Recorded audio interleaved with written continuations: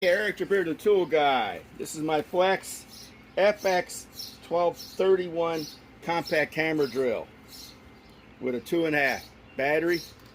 This kit is available from Acme Tools for $170. I'm drilling a hole in a retaining wall.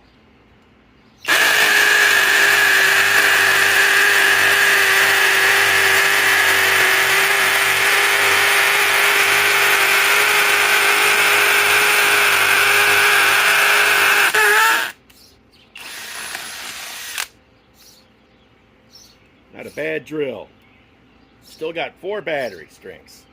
I've already got a previous video with a 3/8 bit, and this bit right now, right here, right now, is a Mibro 3/4 inch by 6 inch concrete bit. These bits are very reasonably priced. I think I got it over at